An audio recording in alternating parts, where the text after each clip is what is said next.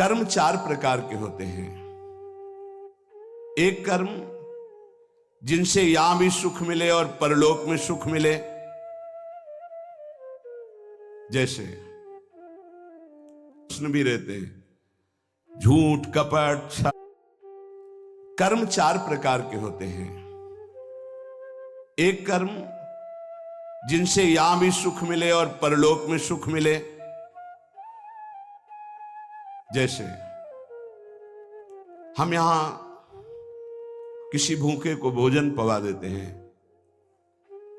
तो हमारी संपत्ति भी बढ़ेगी और परलोक में इसके पुण्य का बड़ा लाभ प्राप्त होगा। या हम ऐसी कुछ अपने धन से व्यवस्था करते हैं जिससे भजन करने वाले संतों को सुख मिले, जो सतमार्ग में चल रहे हैं उनकी वास की व्यवस्था, वस्त्र की व्यवस्था, भोजन की व्यवस्था, यहां भी तुम्हारे ऐश्वर्य बढ़ेगा और परलोक में भी भगवत कृपा प्राप्त होगी। औषधालय खोल देना, प्याऊ खोल देना, ऐसी व्यवस्था कर देना जिनकी व्यवस्थाएं नहीं हैं, उनको वस्त्र है, भोजन है, औषधि है, इस तरह की, तो यहां भी सुख और परलोक में भी सुख। पर ध्यान रहे, पोस्टर बैनर नहीं होना चाहिए। अगर आपने कहीं छपवा दिया या अपनी जबान से कह दिया तो उसका प्रभाव क्षीण हो जाता है। तो ये ध्यान रखो, जिनमें यहां भी सुख मिले और परलोक में सुख मिले उसे सत्कर्म कहते हैं। सत्कर्म गुप्त होना चाहिए, पर अभिमान गुप्त होने नहीं देगा, पक्का। वो चाहे दीवाल से कहेगा जरूर। ये अंदर देख लेना, फूलन आएगी, कहना कुछ तो ऐसा कि बाद में संत पाएंगे, पहले ही परिक्रमा मार्ग में बोर्ड लग जाता है, आज यहाँ 100 संत सेवा और अमुक जिले के अमुक अमुक अमुक ऐसे। तब ये लगता है कि कैसे तुम नादान बच्चे हो, तुम्हें इतना बड़ा सौभाग्य सुकृत का मिला था, इतना महान सत्कर्म हो, तुमने सब मिटिया मेट कर दिया। ये कर्म तभी परलोक में आपको मिलेगा जब यहां आप गुप्त रखें। दूसरा मतलब पहला है जो इस लोक और परलोक दोनों में सुख प्रदान करे, वो ऐसे धार्मिक सत्कर्म। दैन्यता की मूर्ति, साधुता अपने आप आ जाएगी जब आप ऐसा समर्पण करेंगे। कितने ऐसे, एक नहीं कितने ऐसे जिनको ये है ही नहीं कि हमारी जानकारी कोई, कि हम कुछ सेवा करते हैं। अहम को पुष्टता चाहिए। इस लोक परलोक में यदि अपने कर्म का जो सुकृत है तो भगवान से प्रार्थना करो कि कोई न जान पावे, ऐसा कार्य करो, तो वो आपको इस लोक और परलोक दोनों में उन्नति प्रदान करेगा। दूसरा, जिनमें यहां भी दुख और परलोक में भी दुख। पहला यहां भी सुख और परलोक में सुख। दूसरा है यहां भी दुख और परलोक में दुख। परिस्त्री गमन, जो दूसरे माताओं के साथ, बहनों के साथ व्यभिचार करते हैं, यहां भी दुख और परलोक में दुर्गति। अगर गृहस्थ हो तो एक पत्नी जो आपने पाणी ग्रहण किया है, बस। दूसरा मदिरापान, मद्यपान, यहां भी दुख, परलोक में दुर्गति। द्वैत कीड़ा, जुआ, यहां भी दुख, परलोक में दुर्गति। हिंसा, मांस खाना, यहां भी दुर्गति और परलोक में भी दुर्गति। देख लेना, खूब मांस खा लो, फिर तुम्हारा मांस जब अंतिम समय सड़ेगा ना और तुम्हारी जब दुर्गति होगी तब तुम्हें पता चलेगा। अभी तो खा लो, अभी तो तुम बातें बना लो, समय आएगा तब तुम्हें ऐसा जलाएगा। कभी कभी ऐसा लगता है कि ये मानव देह केवल संत कृपा से ही लाभ ले सकता, अन्यथा नहीं ले सकता। ये कोई पक्षपात की बात नहीं। जिनको संत समागम नहीं मिला है, पूरा पशुवत जीवन व्यतीत हो रहा है, पशुवत जीवन। बस इतना लक्ष्य है, कितना भोग भोग लें, कितना विषयों का सेवन कर लें, बस इतना ही उनका लक्ष्य है। वो चाहे पैसे के बल से, वृद्धावस्था पैसे के बल से, वही विलासिता, वही भोग, सोच नहीं रहे कि किस लिए आया था, क्या करना। यहां भी दुख और वहां भी दुख। जो दूसरों को दुख देता है, हिंसा करता है, व्यभिचार करता है, मांस खाता है, यहां भी दुख और परलोक में भी दुख। तीसरा, यहां सुख, परलोक में दुख। जो कर्जा ले लिया, वापस नहीं किया, कई तरह के ऐसे दूसरों को लूटने वाले, दूसरों के नाना प्रकार से सुख चुराने वाले जो लोग हैं, वो यहां सुख का अनुभव करने के लिए करते हैं। अपहरण कर लिया, ऐसा कर लिया, चोरी कर लिया, ऐसा, इसके बाद का परिणाम परलोक में तो भयानक दुख मिलेगा। और सबसे बड़ा दंड होता है, मन जलता रहता है। कोई भी अधर्म करने वाला मन कभी प्रसन्न नहीं रह सकता, निर्भय नहीं रह सकता। वहीं संत निर्भय रह रहे हैं और वो भयभीत है, प्रतिपल अस्त्र बांधे हुए। जो यहां भोग प्रधान जीवन है, दूसरे का सुख छीनता रहता, छल कपट, बहुत कपटी स्वभाव होता है लोगों का। कोई बिरला ऐसा होता है जो भजन के साधना के बल से कपट को मिटा करके सरल स्वभाव न मन को टिलाई, नहीं तो सांप जैसी टेढ़ी चाल होती, सामने कुछ और, पीछे कुछ और, बोल कुछ और रहा है, कर कुछ और रहा है, सोच कुछ और रहा है। ऐसे लोग यहां सुखी दिखाई देते हैं। लोगों के प्रश्न भी रहते हैं, झूठ, कपट, छल, हिंसा, चोरी, ऐसे लोग यहां सुखी दिखाई देते हैं बड़ा, लेकिन परिणाम उनका बड़ा भयंकर होता है, महान दुख को प्राप्त होते हैं। पहला है यहां सुख वहां सुख, सत्कर्म। दूसरा है यहां भी दुख वहां भी दुख, असत्कर्म। तीसरा है भोग कर्म, दूसरों का धन छीनना, भोगों में मगन रहना, यहां तुम्हें सुखी दिखाई देंगे, बड़ा परिणाम एकदम विध्वंसक होगा, मिट्टी में मिल जाने वाला, कुछ नहीं बचेगा, सर्वनाश हो जाएगा। इसको आप आंख खोलकर देख लो, संसार में रहते हो, समाचार आदि के द्वारा संसार के द्वारा, जिनकी झूमती थी मिट्टी में मिल गए। अधर्माचरण करने वाला कभी सफल नहीं हो सकता। झूमती थी, अभी से लेकर इतिहास साक्षी है। जिस लोक में भुजा ठोक देता था, लोकपाल भयभीत हो जाते थे, मिट्टी में मिल गया। ऐसे ही है अधर्माचरण, चोरी, हिंसा, बल विक्रम के द्वारा दूसरे की संपत्ति को छीनकर भोगो, ये बहुत देखा है, नष्ट हो जाते हैं समय आने पर विध्वंस, और परलोक में तो दुर्गति ही होती है। चौथा, ये बहुत जोर का है, यहां दुख, परलोक में परम सुख। ये है त्यागी महापुरुष, जिन्होंने यहां जानबूझकर समस्त भोगों का त्याग करके भगवान के लिए महान दुख को आमंत्रित किया।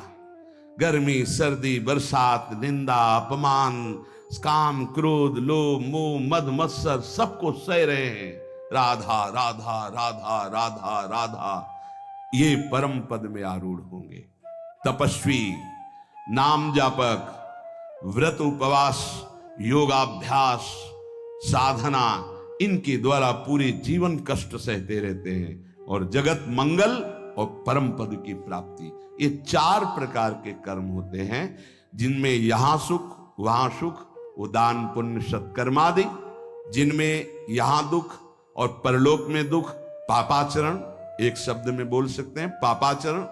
तीसरा भोगाचरण, जिसमें यहां सुखी दिखाई दे रहे लेकिन परलोक में इनकी दुर्गति होगी। दुखिया को न सताइए, दुखिया देगा रोए, और जब दुखिया के मुखिया सुने तो तेरी गति का हो। किसी को कमजोर समझकर आप फंसा दिए या कष्ट दे दिए या मार दिए और आप पदवी पे पहुंच गए, तो परम पदवी वाला जब दृष्टि डालेगा तो तुम्हारी धज्जियां उड़ जाएंगी। ये बहुत होश में, जो शब्द दूसरे के हृदय में चोट पहुंचाकर परम पद में पहुंचा दे, वही साधु के शब्द होते हैं। उठो, जागो, भूल मत करो। अगर यहां तुम सुखी होने के लिए अधर्माचरण से धन ले लेते हो, चाहे जो हो, तो परिणाम में तुम्हें बड़ा भयंकर दुख भोगना पड़ेगा। इसलिए हम प्रार्थना करते हैं, अंदर की हालत को मजबूत करना है तो दुखियों को मत सताना, निर्दोषों को दंड मत देना, पैसे के लिए किसी को गलत मत फंसाना। नहीं, चाहे जितना बड़ा अधिकार आपको मिला हो, वो अधिकार भी एक समय का है, इसके बाद नहीं, फिर तुम्हें जो कर्म का दंड मिलेगा वो भोगना पड़ेगा। त्रिभुवनपति अधिकार प्राप्त है महाराज नहुस को, भूल गए अपने कर्तव्य को और पदाभिमान में गलत आचरण में कदम रख दिया तो अजगर की योनि प्राप्त हुई, भ्रष्ट हो गए देवराज इंद्र पद से। कोई भी पद अगर आप गलत आचरण करोगे तो समय पर जब दंड देगा, पद भी छिन जाएगा, सुख भी छिन जाएगा, परिणाम महान हानिकारक दुख कारक होगा। उपासक यदि बहुत जल्दी पवित्र और शुद्ध साधना में समर्पित होना चाहता है तो शरीर और प्राण इन दोनों को भगवान के चरणों में समर्पित कर दे। हमारी अब जिम्मेवारी खत्म, समर्पित। तो समर्पण भी हमें नहीं आता ना, कैसे समर्पित करें, इसीलिए गुरु रूप में भगवान पधारते हैं। गुरुदेव जैसी आज्ञा करें वैसे शरीर के आचरण हमारे हों और गुरुदेव जो हमें नाम मंत्र दे वही हमारी श्वास में चले, तो दोनों समर्पित हो गए, शरीर और प्राण। जब कोई शरीर और प्राण भगवान को अर्पित कर देता है उसे आत्मनिवेदन भक्ति कहते हैं और आत्मनिवेदन भक्तिवान ही परम पद को प्राप्त होता है, परम रस को प्राप्त होता है। पाई रस भक्ति गूढ़ जुग जुग जग दुर्लभ भव इंद्रादि विधिम। ये रस भक्ति तभी प्रकट होती है जब शरीर और प्राण अपने आराध्य देव को समर्पित हो जाते हैं। उपासक जैसे भगवान सच्चिदानंद में है, ऐसे उपासक का भी सच्चिदानंद में स्वरूप होता है। एक बार सत्संग में कहा था कि भगवान नारायण भी तुम बन सकते हो, तो किसी ने कहा था मनुष्य नारायण कैसे बन सकता है। देखो सीढ़ी है, नारायण नर बन सकते हैं ना, तो सीढ़ी बन गई, उतर गए ना, उसी सीढ़ी में चढ़ जाओ तो नर नारायण बन जाएगा। कैसे प्रमाण? गीध देह तजी धरि हरि रूपा। जब परम सत्कार्य बन गया सियाजू की रक्षा का, तो गीध ने शरीर छोड़ा और हरि रूप धारण करके हरिधाम को गया, नारायण रूप धारण करके। जब अजामिल का शरीर छूटा तो चतुर्भुज नारायण रूप होकर भगवान के धाम। जब धुंधकारी का प्रेत योनि छूटी तो चतुर्भुज भगवान के पार्षद लेने आए थे, चतुर्भुज रूप पार्षद रूप हरि रूप धारण करके भगवान के धाम को चला गया। केवल श्री लांछन चिन्ह लक्ष्मी जी का, वो भर पार्षदों को नहीं होता, नहीं, पूरे जैसे हरि वैसे ही हरि के पार्षद होते हैं। सच्चिदानंद में पार्षद स्वरूप सच्चिदानंद की सेवा में उपस्थित होता है। जैसी श्री जी वैसी श्री जी की सखिया किशोरी मात्मानम किमि सुकुमारी नुकले। उपासक अपनी उपासना को चुरा के रखे, नहीं तो कोई चुरा लेगा। हम जो साधना करते हैं किसी को पता नहीं होना चाहिए। हमारा अहम कहता है कि हम सबको बता दे, इतने माला जपते हैं, ये करते हैं, ये करते हैं। पूज्य पादुड़िया बाबा कह रहे हैं उपासक अपनी उपासना को चुरा के रखना। ये चुराने की वस्तु है, छुपाने की। कोई जाने ना आप किस कोटि के। जैसे समुद्र की कोई था नहीं ले सकता, ऐसे उपासक की कोई था नहीं ले सकता। सेवा में तुलसी दल 7 दिन तक प्रयोग किया जा सकता है। एक दिन उतार के 7 दिन तक वो बासी नहीं माना जाएगा।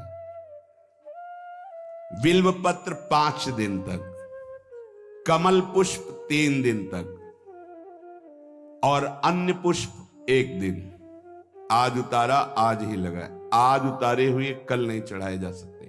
केवल कमल पुष्प 3 दिन तक। अगर अन्य पुष्प हैं और आज उतार कर कल चढ़ाते हैं तो वो बासी माने जाएंगे, वो श्री जी की सेवा में नहीं आएंगे।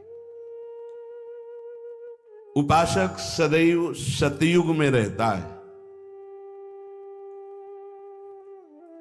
कलयुग उनके लिए है जो संत समागम से दूर है, भजन से दूर है। सतयुग की स्थिति क्या होती है? सतयुग के वासी जो उपासक है उनमें हर समय विचार में पवित्रता होती है, मंत्र जाप में तन्मयता होती है, नाम जाप में तन्मयता होती है, आराध्य देव के ध्यान में मगन रहते हैं और वो निरंतर परोपकार, भगवत सेवा, समाज सेवा, वो सतयुग में ही रहते हैं। अगर ये बात है तो सतयुग में ही हो। जो नाना प्रकार के कलह का चिंतन करता रहता है, कपटी है, झूठ बोलता है, ज्यादा नींद लेता है, हर समय आलस्य है, हिंसा है, विषाद है, शोक है, मोह है, भय है, विषयों की भूख है, भोगों की आसुरी प्रवृत्ति है, वो कोई भी हो, कलयुगी है, कलयुग में है। जो जप परायण है, ध्यान परायण है, साधन परायण है, सेवा परायण है, वो सतयुग में वास करता है। हर समय सतयुग, कहां कलयुग है? सत्संग हो रहा, नाम बाणी, नाम कीर्तन, प्रियालाल की सेवा दर्शन, सेवा में हर हमारे पास समय कहां है कलयुग के लिए? कलयुग जो बुलावा देते हैं उनके पास जाता है, अपने पास समय कहां है कलयुग के लिए? झूठ, कपट, तंद्रा, निद्रा, हिंसा, विषाद, व्यसन, व्यभिचार, मोह, भोगों की प्रबलता, आसुरी प्रवृत्ति, ये कलयुग है। अगर चित्त में इन सब का राज्य तो कलयुग। उपासक सदैव सतयुग में रहता है, सदैव। देख लो, उपासक सदैव सतयुग में रहता, कलयुग में नहीं। ये अगर लक्षण है तो कलयुग है, नहीं तो कोई कलयुग नहीं। कहां कलयुग है? हाँ, कलयुग का स्थान बताया गया, शराब पीना, व्यभिचार करना, मांस खाना, जुआ खेलना, चोरी करना, तो उसी में आ जाता है झूठ, कपट, तंद्रा, निंद्रा, हिंसा, विषाद, शोक, मोह, भय, भोगों की प्रबलता, राक्षसी प्रवृत्ति, ये कलयुग का स्वरूप है। उपासक विषयी भक्त से बच के रहे। यहां विषयी पुरुष नहीं कहा, ये न्यायाधीश के वचन, पूरे आजीवन यही साथ रहे हैं। विषयी पुरुष से तो हम समझते हैं कि विषयी पुरुष है, पर यहां कह रहे हैं विषयी भक्त से बच के रहे। भक्ति का बाना है और विषय सेवन का अंदर से स्वाद है, तो हम बाना भेष से, हम उद्देश्य से संत मानते हैं। उद्देश्य तुम्हारा भगवत प्राप्ति भजन है तो हमारे मित्र हो, और उद्देश्य नहीं है तो बच के रहना। यहां कह रहे उपासक विषयी भक्त से बच के रहे, क्योंकि हमारी श्रद्धा होगी कि भगत है और विषयी है तो संसार का राग प्रकट हो जाएगा, जो राग हमारे भजन मार्ग में बहुत बाधा पैदा करेगा। क्योंकि ये राग और द्वेष सतमार्ग के लुटेरे हैं, श्री भगवान गीता जी में कह रहे हैं। जो भक्त विषयी है, हमें उसका संग नहीं करना। क्यों? क्योंकि उसके संग से विषयों का राग प्रकट हो जाएगा। राग और द्वेष, भगवान कह रहे इंद्रियस्य इंद्रियस्यार्थे राग द्वेषौ व्यवस्थितौ तयोर्नवशमागच्छेतौ ह्रस्य परिपंथिनौ। हे अर्जुन, इंद्री के प्रत्येक विषय में राग और द्वेष ये छुपे रहते हैं, अनुकूलता प्रतिकूलता।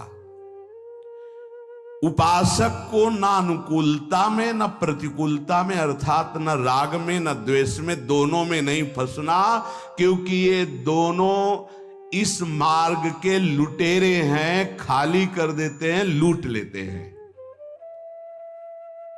श्रोत्रेंद्रिय, त्वचा इंद्रिय, नेत्र इंद्रिय, रसेंद्रिय, घ्राणेंद्रिय, इसके विषय हैं शब्द, स्पर्श, रूप, रस, गंध।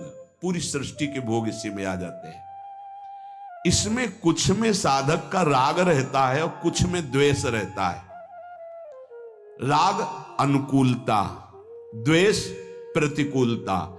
जब तक अनुकूलता प्रतिकूलता राग और द्वेष बना रहेगा तब तक साधक की उन्नति नहीं हो सकती, आध्यात्मिक उन्नति। ये बड़ा सूक्ष्म विषय जगत गुरु भगवान श्री कृष्ण वर्णन कर रहे हैं।